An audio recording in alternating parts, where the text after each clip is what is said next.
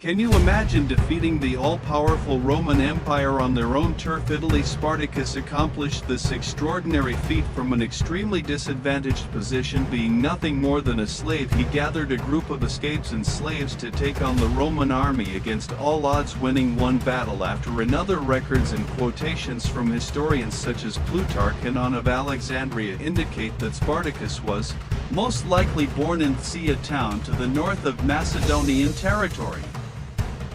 Spartacus was a village in Thea, and since it was common at the time for Roman slaves to be named after their origin, Spartacus was probably given this name once he became a gladiator. His real name, however, is unknown. People from Thea were very much frowned upon by the Romans, as they considered all those who came from that region to be barbarians and not fit to live in an advanced society such as the Roman one. Nevertheless, Plutarch's descriptions show that Spartacus was not comparable to these Thean stereotypes. The historian wrote that Spartacus was gifted with remarkable intelligence and acumen, as well as pointing out his extremely elevated level of culture. In Plutarch's own words, Spartacus was more Greek than Thean. But this is where the story of Spartacus starts to blur, as there are no accurate and reliable records of his life in Thea. Presumably he started out as a shepherd, but in ancient Thea this was hardly an easy job. He had to contend with wolves, bears and bandits, which may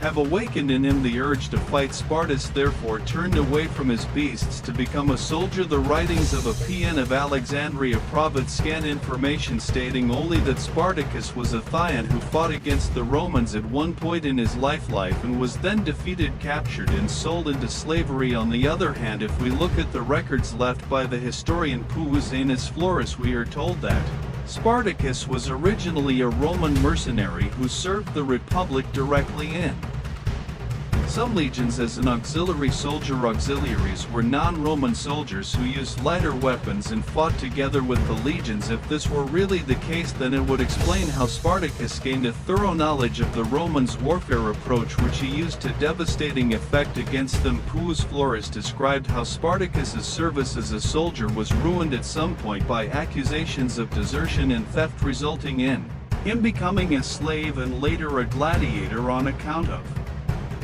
his physical prowess. But Plutarch actually gives an account similar to that of Paus Florus, which may add weight to this account, yet Plutarch adds a few more details. According to him, Spartacus was a soldier who fought for Rome's honor and glory, but who at a certain point for unknown reasons defected. Interestingly, he wasn't caught alone, as the historian tells us that the Thracian warrior was with his wife when he was captured. He further describes this woman as a prophetess of the Thean people.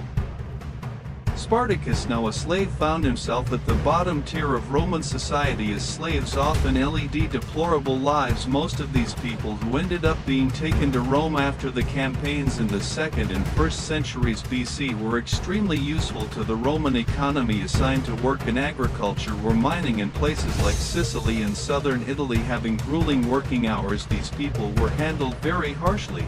Under Roman law, a slave was a piece of property, not a person. Owners could abuse, injure, or even kill their slaves without legal consequences. Despite there being many levels and types of slaves, the lowest and most numerous, who worked in the fields and mines, were forced to undergo a life of hard physical labor. But the oppression that the Romans inflicted on these tens of thousands of slaves brought profound consequences. Between 135 and 104 BC, two major crises occurred in Rome due to its slaves. These were the First and Second Servile Wars, which mainly unfolded in Sicily. Weary of daily suffering and ongoing oppression, tens of thousands of slaves took it upon themselves to fight against Roman power. Both the First and Second Servile Wars were ultimately unsuccessful, as the rebels, despite being numerous, were poorly structured and had few chances of winning. And while the revolts brought problems for the Roman Republic, taking several years to be quelled, finally the Senate did not see these events as a threat. They believed that a professional and trained Roman army would never be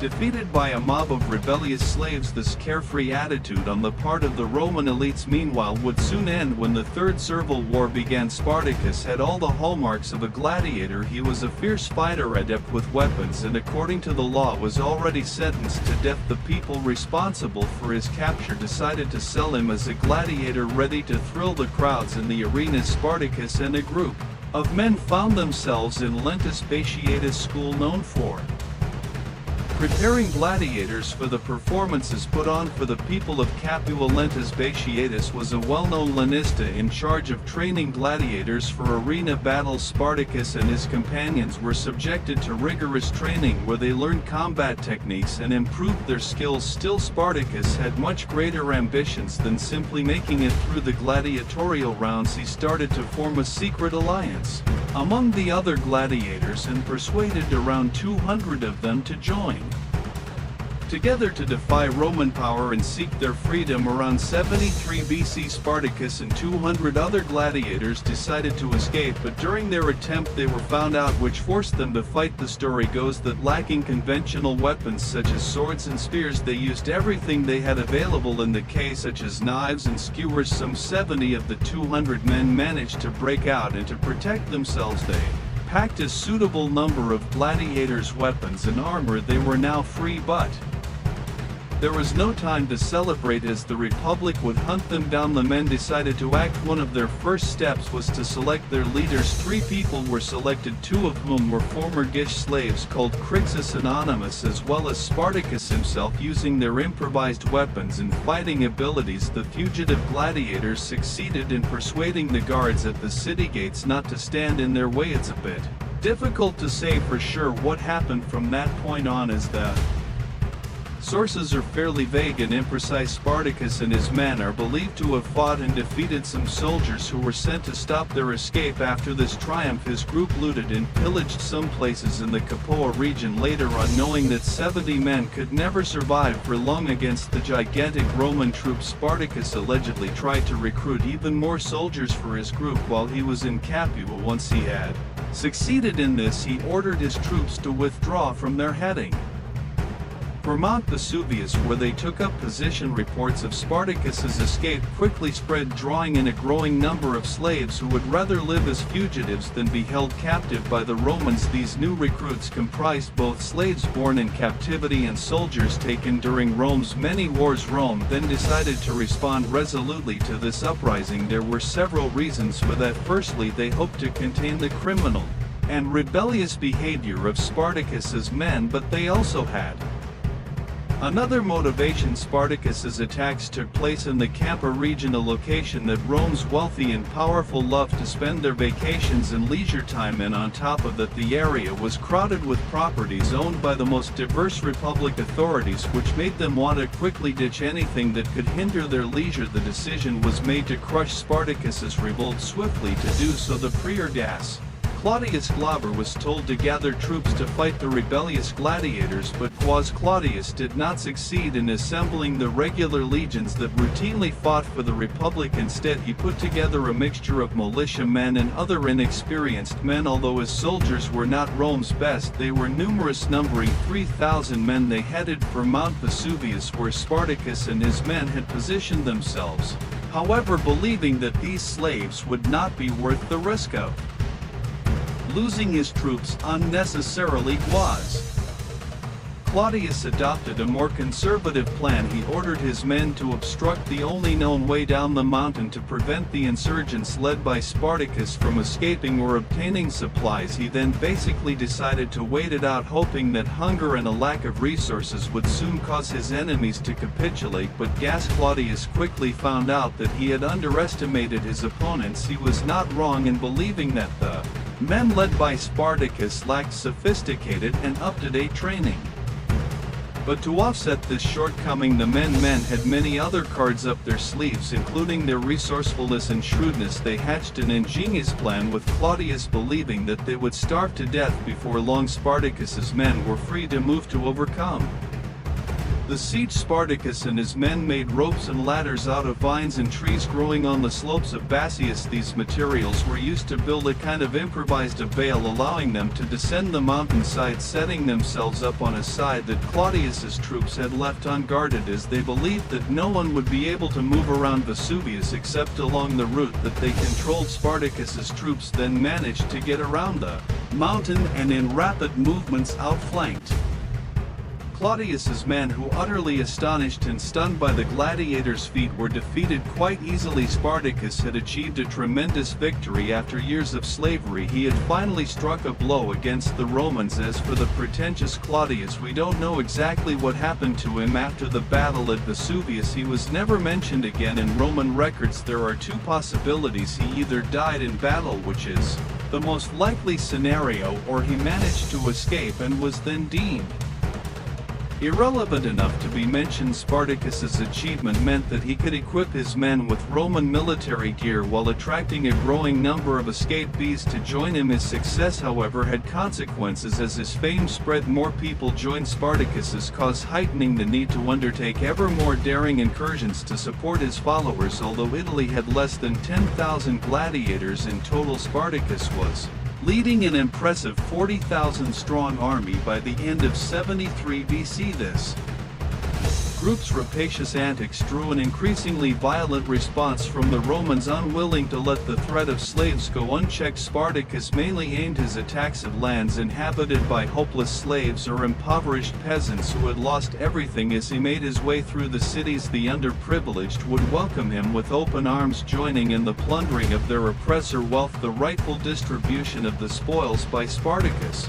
helped with recruitment, strengthening his ranks even more after Claudius and his men were defeated on Mount Basius. Another praetor was appointed to tackle the troubles instigated by Spartacus. The chosen one this time was Publius Vinius, who brought with him two trusted men, Furius and Cineas. Plutarch noted that Vinius chose to divide his forces, placing around 2,000 men under Furius' command. Like the previous attempt led by Claudius, Vinius believed he would have little trouble disposing of those slaves, and also, like his predecessor, his fate was not entirely pleasant. Spartacus's men inflicted another humiliating defeat on the Romans, killing Cineas and narrowly capturing Vinius. To top it off, they managed to secure a considerable amount of military equipment from the beaten Romans. With Spartacus donning the robes of a Roman magistrate, Spartacus and his troops managed to enlist even more men in their group. After this triumph, and their fame grew, that small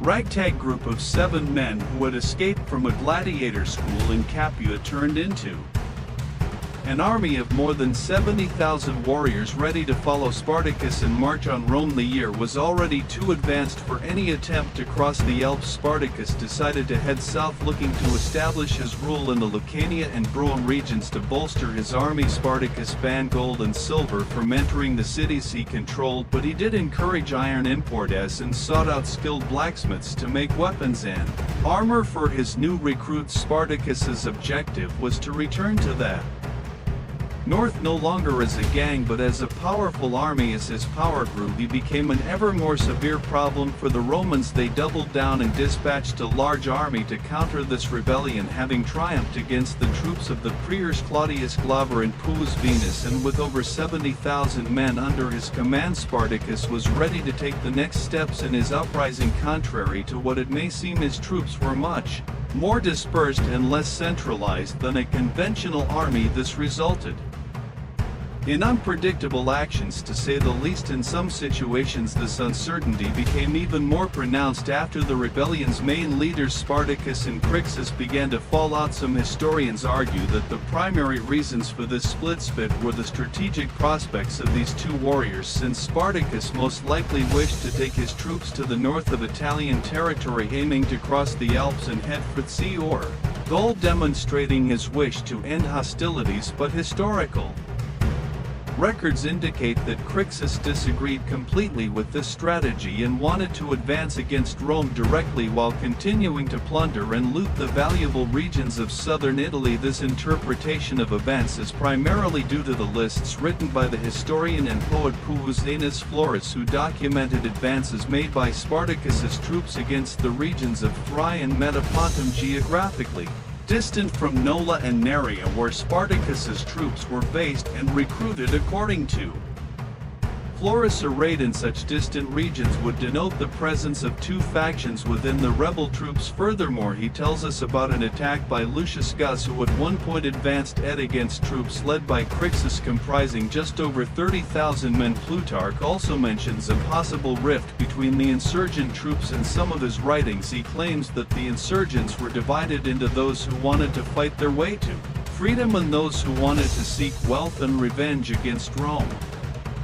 Also, some authors argue that one of the main drivers of this rebel split was Onimus's death, who led the men together with Spartacus and Crassus, but who ended up dying in some of the innumerable battles fought against the Roman troops. Disagreements aside, most men still followed Spartacus's lead. Around the spring of 72 BC, the rebel troops started to move, breaking out of their winter camps and heading north, but the Romans were already weary of the constant looting and vandalism by Spartacus and his men. The Senate gathered to take action against them, seeking to obliterate them. All the consuls Publius Valerius Papilet and Gnaeus Cornelius Lentus Clonus assembled a large number of soldiers and went into battle as the Romans marched. Spartacus's forces, too large to advance as a single troop, were divided. Crassus led some of the men and Spartacus the others in a bid to cross the Apennines and allow his followers to return to their homes. Aware of this division of the rebels, the Romans chose to attack both troops separately, with Papa pushing forward against Crassus' forces and Claudianus charging at the men led by Spartacus. Initially, Poa was remarkably effective in his advance, killing more than two-thirds of the forces under Crassus within a brief time, along with Crassus himself, who was defeated near Mount Gargano. Spartacus, meanwhile, was leading the rest of the rebels northwards. Upon reaching the river Po, they avoided a face-off. While his army was numerous, he lacked the same maneuverability as the well-trained Roman soldiers, putting him at a disadvantage, with Consul Len's army to the north and the other consul Poa quickly approaching from the south. Spartacus found himself cornered between the two. Against all odds, Spartacus succeeded in defeating first one army and then the other. The way in which Spartacus accomplished this astonishing victory is mysterious, as the Romans, mortified by their loss at the hands of rebellious slaves, kept the details a secret. Following the triumph, Spartacus chose to honor the memory of his former ally Crassus by ordering the sacrifice of 300 Roman prisoners in his memory. In an act of revenge and retaliation against the Romans, he ordered the remaining prisoners to be used for the entertainment of his troops fighting as gladiators. On this event, the writer Publius Florus wrote that Spartacus's men dragged the Romans to fight each other on the funeral pes of their fallen officers, in his words, as if they wished to put an end to all their past disgrace for having become, instead of a gladiator, a provider of gladiatorial display. Spartacus then asked his men to smash up all the wagons and supplies they couldn't use and resumed his march, now totaling an impressive 120,000 man infantry and an unknown number of cavalry. As increased volunteers joined them each day, it is unknown precisely where they were going, with some authors claiming that their initial goal was to advance against the city of Rome, while others claimed that they wanted to redeploy, awaiting the forthcoming attacks and battles. Shortly after, in early 71 BC, Spartacus's forces started moving further south for unknown reasons, having seen their actions. Rome once again decided to attack them. Nothing less than two armies were sent to crush Spartacus and his men, but once again the insurgents utterly defeated them. As the historian Uppon put it, the war had been going on for 3 years and had caused the Romans great concern, despite having initially been ridiculed and dismissed as trivial because it involved gladiators. It was also deeply embarrassing for the powerful Roman Republic, which brought practically all its opponents to their knees, to fail to defeat a pack of slaves and gladiators. Such a situation had to end quickly. Papa and Claude the Anic's leadership had proved weak and ineffective, and they were swiftly dismissed from their prestigious positions in the Roman Senate. But there was a genuine issue. Spartacus had struck fear into the Roman elite. Having defeated so many prestigious warriors, no one wanted to command the troops that would go against him. There was also a widespread lack of confidence among the Romans that the consuls could ultimately defeat Spartacus, who was in his third year of struggle for freedom. The ferocious resistance and consecutive victories of the rebel leader had shattered the Roman people's confidence in their own army and its leaders. The man in charge of stopping Spartacus's rebellion had to have great financial, military, and political skills. Without them, he would never be able to accomplish this difficult deed.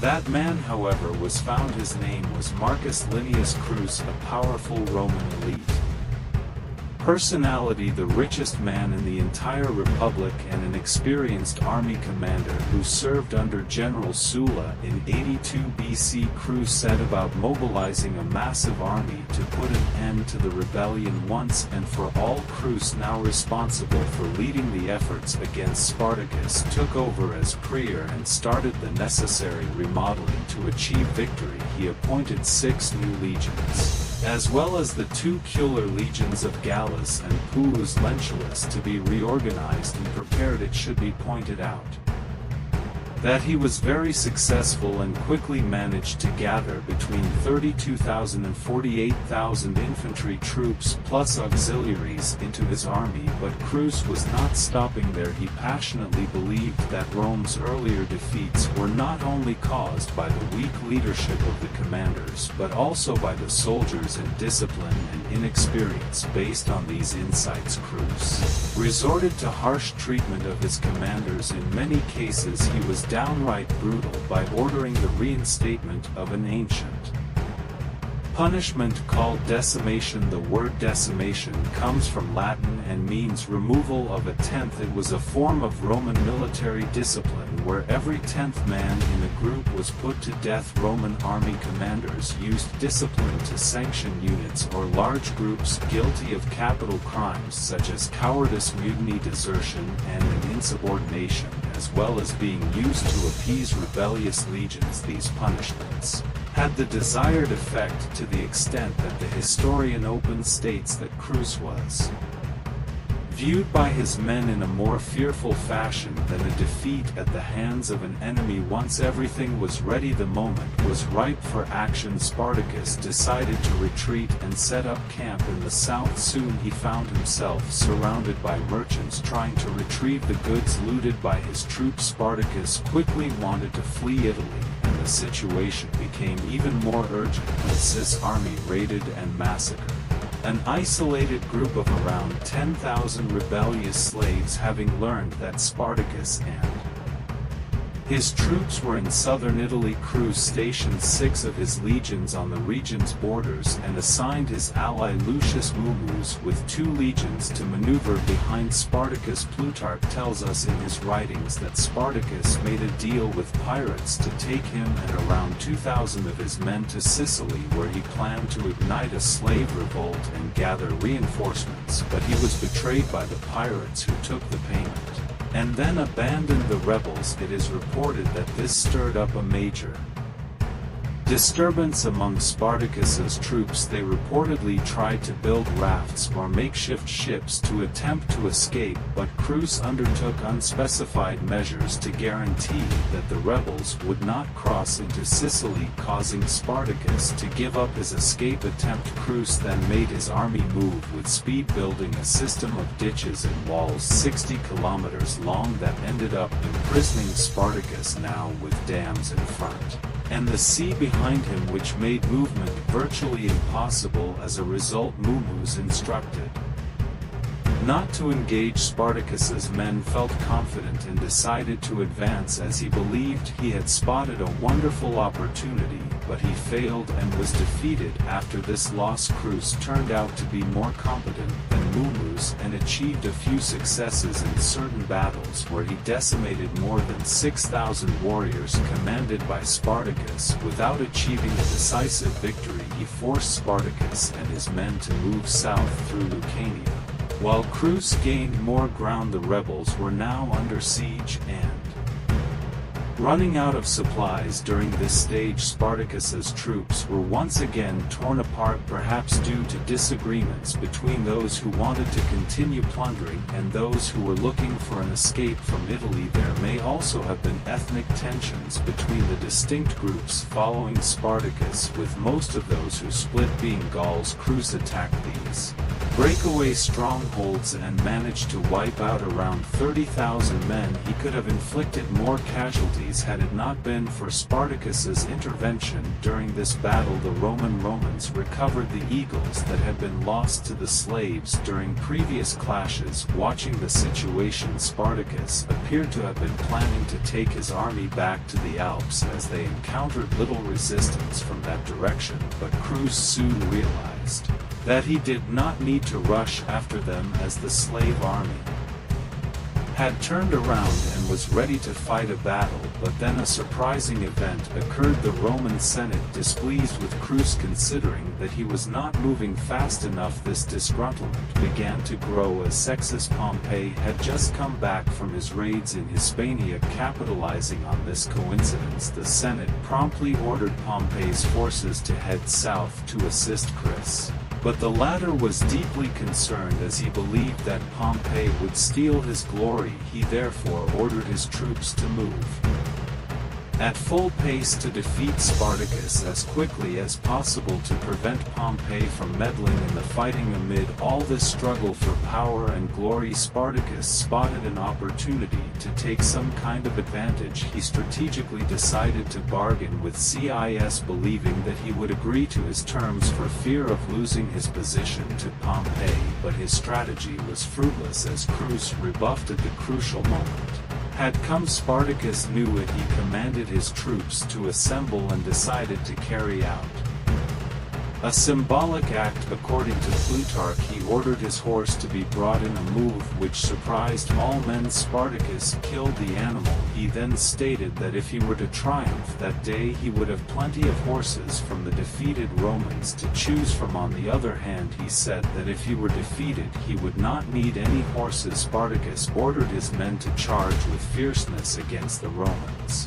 In what were initially extraordinarily successful actions, his troops succeeded in killing several Roman guards and penetrating the Roman defenses. Spartacus and around 50,000 rebels managed to break through Cis defenses, threatening the Roman leaders' position along the banks of the river Sel. Spartacus's army finally met Cis Roman legions on the open battlefield. The end was near. The former gladiators then charged into the Roman ranks, slamming into a wall of shields and swords, while the rebels fought hard and took down many Roman soldiers. They also sustained heavy casualties in the process. Spartacus gathered his troops and led an advance against Crassus. Several of Cis troops had been destroyed. Hoping for a direct confrontation with the Roman leader, Spartacus pushed forward frantically to meet him. Within all the chaos taking place on the battlefield, he even slew 2 centurions in his search for Crassus, but by then Spartacus's triumph was impossible. Although his men were brave, they were not a professionally trained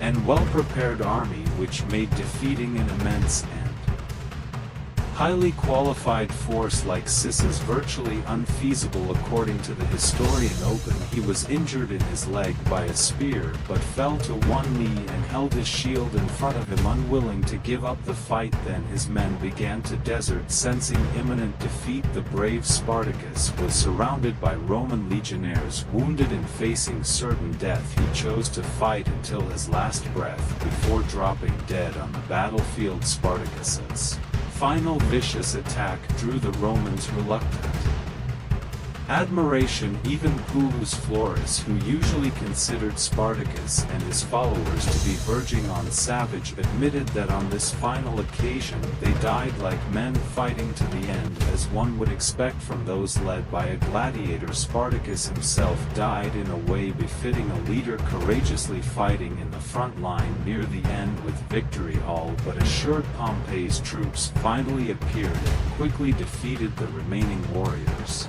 capturing several other deserters. 6,000 survivors of Spartacus's army were then crucified along the Oppian Way from Rome to Capua, and their bodies laid to rot there for years as a warning against future insurrections. But Spartacus's body was gone. Oddly enough, even though enemies surrounded him when he died, the Romans could not find his body. After the battle, the Romans wanted to display the corpse to deter those who hoped Spartacus would survive and return. This attempt would perhaps have prevented him from becoming the legend he eventually became.